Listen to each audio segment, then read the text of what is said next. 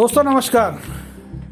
दोस्तों आज हम बात करते हैं 14वीं शताब्दी के शासक तैमूर लंग के बारे में। तैमूर का जन्म 8 अप्रैल 1336 को शहर सब्ज उज्बेकिस्तान में हुआ था।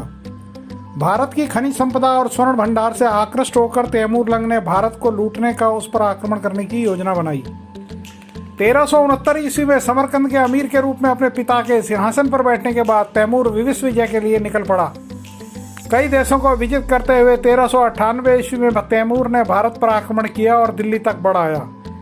इतिहासकारों की माने तो वह दिल्ली में केवल 15 दिनों तक रुका था। सैनिकों के साथ उसने जमकर लूटपाट की और सारा माल लेकर अपने वतन वापस लौट गया। भारत पहले से ही अपनी समृद्धि और वैभव के लिए दुनिया भर में लोकप्रिय था। इस वजह से यह देश हमेशा आक्रमणकारियों के निशाने पर रहा है। तैमूर लंग ने भी भारत के बारे में बहुत कुछ सुन रखा था, इसलिए यहाँ की दौलत लूटने के लिए उसने योजना बनाई और भारत पर आक्रमण किया। भारत में तैमूर लंग ने दौलत तो काफ़ी लूटी, लेकिन साथ ही अंत में जब वह दिल्ली से वापस समरकंद के लिए रवाना हो रहा था तो जाते जाते अनेकों जवान और बंदी बनाई गई औरतों और शिल्पियों को भी अपने साथ ले गया। तैमूर लंग ने भी चंगेज खान की पद्धति को अपना रखा था, लेकिन क्रूरता और निष्ठुरता के मामले में वो चंगेज खान से भी एक कदम आगे था। इतिहास में तैमूर लंग को एक खूनी योद्धा की संज्ञा दी गई है। तैमूर जब भी जंग के लिए मैदान में उतरता तो लाशों का ढेर लगा देता था। कहते हैं एक जगह उसने 2000 जिंदा आदमियों की एक मीनार बनवाई और उन्हें आटे और गारे और ईंट में चुनवा दिया। तैमूर लंग दूसरा चंगेज खान बनना चाहता था। वह चंगेज का वंशज होने का दावा करता था, लेकिन असल में वह तुर्क था।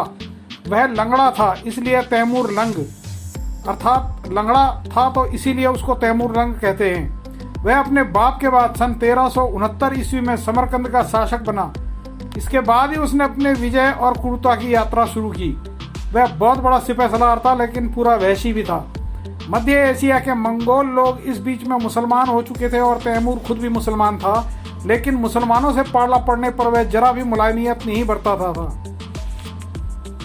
जहां जहां वह पहुंचा उसने तबाही और बला की मुसीबतें फैला दी। नरमुंडों के बड़े बड़े ढेर लगवाने में उसे खासा मजा आता था।